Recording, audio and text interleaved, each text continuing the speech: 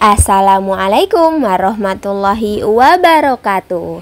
Hai teman-teman semuanya, selamat datang di channel aku Mama Alma, channel yang berisikan tentang kegiatan aku sehari-hari sebagai seorang ibu rumah tangga yang saat ini sedang merantau dan tinggal di kontrakan sederhana. Terima kasih banyak ya kalian udah klik video ini. Aku harap kalian mau menonton video ini sampai selesai, barangkali ada sedikit manfaat yang bisa diambil. Aku ucapkan juga terima kasih banyak kepada teman-teman semua yang udah sering nontonin video aku yang sederhana dan juga udah subscribe channel aku ini. Mudah-mudahan kebaikan teman-teman semuanya dibalas oleh Allah Subhanahu wa Ta'ala dengan kebaikan yang berlipat-lipat ganda. Amin, amin ya Allahu ya Rabbal alamin. Dan bagi kalian yang belum subscribe channel aku, yuk bantu support aku dengan cara ditekan tombol subscribe-nya dan juga dinyalakan lonceng notifikasinya biar kalian gak ketinggalan video terbaru dari aku. Teman-teman semuanya, gimana nih kabar kalian hari ini? Mudah-mudahan sedang dalam keadaan sehat dan baik-baik saja ya. Untuk teman-teman yang mungkin lagi kurang sehat, mudah-mudahan segera Allah sehatkan kembali dan dapat beraktivitas seperti sedia kala. Amin, amin ya Allahu ya Rabbal alamin. Nah, di video kali ini aku awali dengan aktivitas di pagi hari ya teman-teman. Masya Allah, tabarakallah. Biasanya itu aku habis sholat subuh tuh langsung terjun gitu ya ke kamar mandi.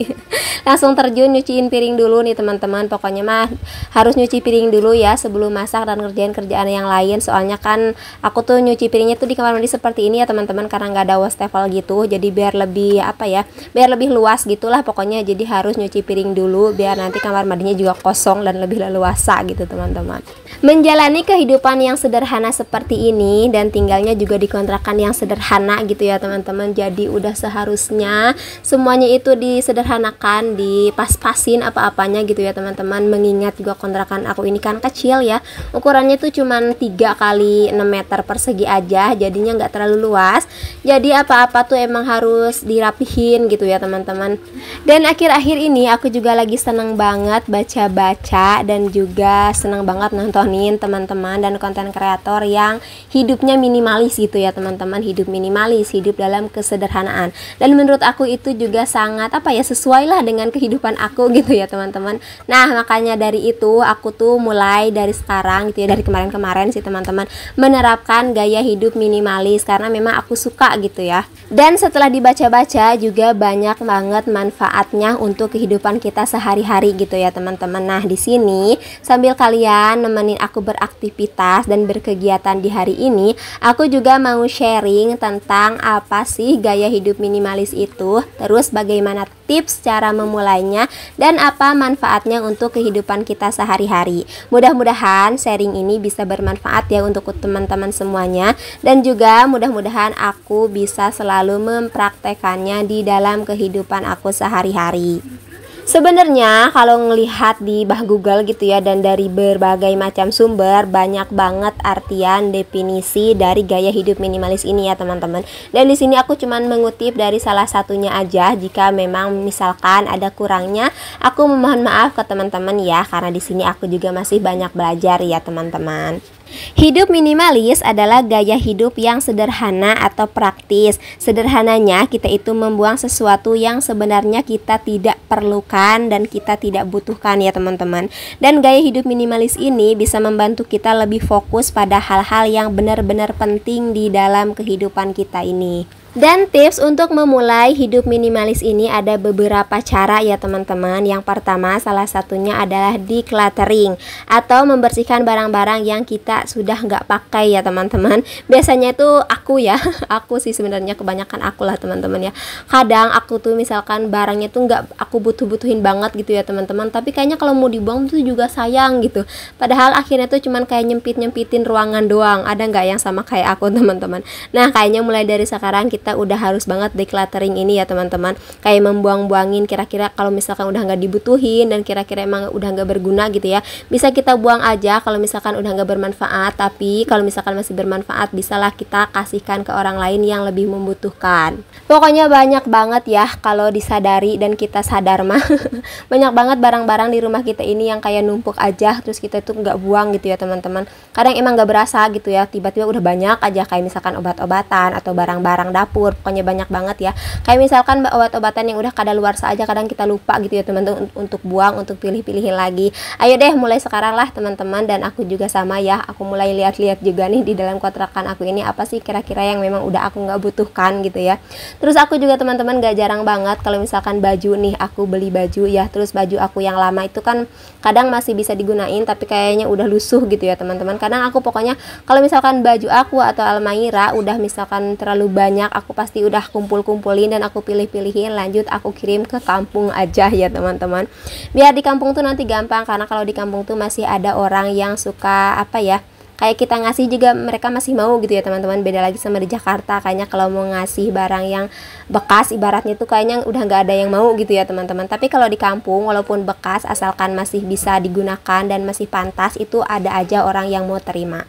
Jadi ayo ya kita mulai untuk ngelihat lagi rumah kita, tempat tinggal kita, mana nih kira-kira barangnya yang mau dijual, mau disimpan atau mau disedekahkan gitu ya teman-teman. Dan kalau misalkan udah gak kepake banget ya udahlah buang aja gitu ya, daripada nyempit-nyempitin ruangan doang. Selanjutnya yang kedua adalah merapikan rumah secara rutin. Nah setelah tadi pertama kita decluttering ya teman-teman, memilih-milih barang mana yang masih digunakan dan yang enggak. Nah selanjutnya adalah kita harus merapikan rumah kita secara rutin ya. Tempat tinggal kita ini memang harus dirapihkan ya, yang berantakan-berantakan. Apalagi kontrakan aku ya teman-teman, Masya Allah kayaknya tuh jarang banget rapihnya. Setelah rapih aja berantakan lagi. Tapi aku yakin sih kalian juga sama ya, apalagi kita yang punya anak balita, anak toddler yang aktif-aktif banget gitu, Masya Allah ya teman-teman. Anak satu aja rumah selalu berantakan, apalagi mungkin teman-teman yang punya anak 2, 3, 4, 5 gitu ya. Tips memulai hidup minimalis yang ketiga adalah belanja sesuai kebutuhan. Nah, sebelum kita membeli barang baru gitu ya, pertimbangkan dulu nih apakah barang ini tuh benar-benar kita butuhkan atau tidak gitu ya teman-teman. Karena terkadang apa sih namanya, kita tuh kayak bingung-bingung gitu ya, sebenarnya ini tuh kebutuhan atau keinginan gitu ya teman-teman. Kadang aku suka begitu ya. Jadi mulai sekarang belilah barang-barang yang memang kita butuhkan gitu ya teman-teman, karena hal ini juga bisa membantu kita untuk menghindari membeli barang yang tidak perlu dan juga bisa menghemat uang. Oh ya, ngomong-ngomong ini aku mau lanjut ke posyandu ya teman-teman. Ini bocil aku disuruh acting jangan lihat kamera, malah kameranya disamperin. Maklum lah ya bocil. Tips memulai hidup minimalis yang keempat adalah utamakan kualitas daripada kuantitas. Karena ketika kita membeli yang kualitasnya bagus gitu ya teman-teman, insya Allah biasanya tuh barangnya juga lebih tahan lama dan bisa kita gunakan di jangka waktu yang lebih panjang juga. Tips yang selanjutnya adalah mengatur isi lemari pakaian. Ayo, dengan mengatur isi lemari pakaian bisa membantu kita untuk memilih baju dengan lebih mudah dan lebih cepat ya teman-teman. Bisa kita tuh memisahkan itu berdasarkan jenisnya gitu ya, diurutin nih apa misalkan berdasarkan warnanya atau berdasarkan apalah yang lebih gampang. Nah kalau aku sendiri tuh biasanya aku tumpuk berdasarkan jenisnya ya teman-teman. Misalkan baju ya baju aja, celana ya celana aja, celana dalam ya celana dalam aja gitu teman-teman, biar nanti aku tuh lebih gampang juga kalau mau ngambil. Yang terakhir adalah terapkan prinsip mengganti bukan menambah. Nah artinya sebelum kita membeli barang baru, pertimbangkan dulu nih apakah barang ini tuh dapat menggantikan barang yang lama yang sudah tidak terpakai gitu ya teman-teman. Nah dengan begitu kita juga bisa lebih menghemat uang tentunya, dan juga kita menghindari penumpukan barang-barang. Jadi gaya hidup minimalis itu adalah gaya hidup yang menekankan pada kebutuhan dasar ya, dan membebaskan diri kita dari barang-barang yang memang tidak berguna. Dengan menerapkan gaya hidup minimalis, kita pasti akan mendapat beberapa manfaat ya teman-teman. Salah satunya adalah keuangan lebih teratur dan juga sehat, karena kita pasti akan membatasi pengeluaran dan hanya membeli barang-barang yang penting. Kita juga dapat menghemat uang untuk kebutuhan di masa depan. Yang kedua adalah waktu dan tenaga tidak terbuang sia-sia ya teman-teman, karena dalam gaya hidup minimalis ini kita hanya berfokus pada kegiatan yang memang memberikan kebahagiaan dan juga manfaat bagi kehidupan kita ini. Manfaat yang selanjutnya adalah bebas stres ya teman-teman, karena kalau kita memiliki terlalu banyak barang dan pengeluaran yang tidak diperlukan itu juga bisa menyebabkan stres dan kecemasan ya teman-teman. Manfaat yang selanjutnya adalah bebas hutang. Dalam gaya hidup minimalis ini kita tuh cenderung membatasi pengeluaran dan hanya membeli barang-barang yang benar-benar kita butuhkan ya teman-teman, dan bisa menghindari utang yang tidak diperlukan. Dengan begitu kita juga bisa lebih tenang dan terbebas dari belenggu tagihan. Dan manfaat yang terakhir adalah hidup jadi lebih tenang dan lebih bersyukur. Nah, gaya hidup minimalis ini tuh dapat ngebantu kita gitu ya teman-teman, untuk merasa lebih tenang dan lebih bersyukur dalam kehidupan kita sehari-hari ini, karena memfokuskan diri kita dengan hal yang benar-benar penting dan bernilai gitu ya teman-teman.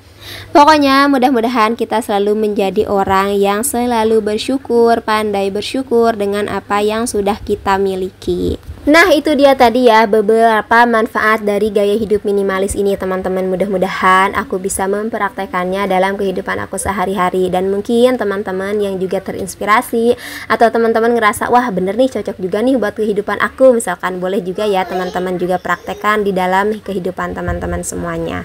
Aduh, Mama Alma kali ini kayaknya ngomongnya agak panjang kali lebar bagi dua ya teman-teman, tapi mudah-mudahan ada sedikit manfaat yang bisa diambil ya. Nah, ini terakhir aku lanjut untuk masak aja ya teman-teman. Tadi setelah aku pagi-pagi nyuci piring, terus kemudian aku jemur baju, lanjut nganterin Almair ke posyandu. Nah, ini sesi yang terakhir adalah masak-masak ya, karena kalau bikin video nggak ada masak-masaknya itu kayaknya kurang lengkap gitu teman-teman. Aku juga sempat goreng kerupuk udang ya. Untuk kerupuk udangnya itu aku nggak beli ya teman-teman, tapi dikasih sama kakak aku pas kemarin hadir di pengajiannya keponakan aku 100 harian. Nah, terus dibokelin kerupuk udang deh. Nah, kalau ini si ati ampelanya mah biasalah stok kulkas ya, yang kemarin food preparation itu di minggu lalu. Kalau teman-teman belum nontonin video food preparation aku yang sebelumnya, tolong ditonton juga ya teman-teman. Kalau kalian sendiri masak apa nih hari ini teman-teman, boleh ya sharing-sharing aja di kolom komentar. Pokoknya aku senang sih kalau misalkan ada yang komen. Gak apa-apa ya teman-teman, komen aja, gak usah sungkan-sungkan. Kalau teman-teman mau ngasih masukan juga saran, boleh ya. Pokoknya tulis-tulis aja di kolom komentar dengan bahasa yang baik dan juga sopan. Pokoknya insya Allah ya, untuk kebaikan aku, untuk kemajuan channel aku ini pasti aku terima ya teman-teman. Oke deh teman-teman semuanya, mohon maaf banget ya kalau video kali itu agak terlalu panjang. Mudah-mudahan kalian gak bosan, dan mudah-mudahan juga kalian dapat sedikit manfaatnya ya. Pokoknya terima kasih banyak aku ucapkan untuk teman-teman semuanya yang udah nontonin video aku dari awal sampai akhir. Mudah-mudahan kebaikan teman-teman semuanya dibalas oleh Allah Subhanahu wa Ta'ala dengan kebaikan yang berlipat-lipat ganda. Amin amin ya Allahu ya Rabbal alamin. Dan aku juga memohon maaf apabila di dalam video ini terdapat kesalahan dalam segi apapun. Mudah-mudahan Allah selalu memberikan kita kesehatan ya, dan apa yang sedang kita usahakan, apa yang sedang menjadi hajat kita, mudah-mudahan segera Allah kabulkan. Amin ya Allahu ya Rabbal alamin. Sampai bertemu di videoku selanjutnya. Wassalamualaikum warahmatullahi wabarakatuh.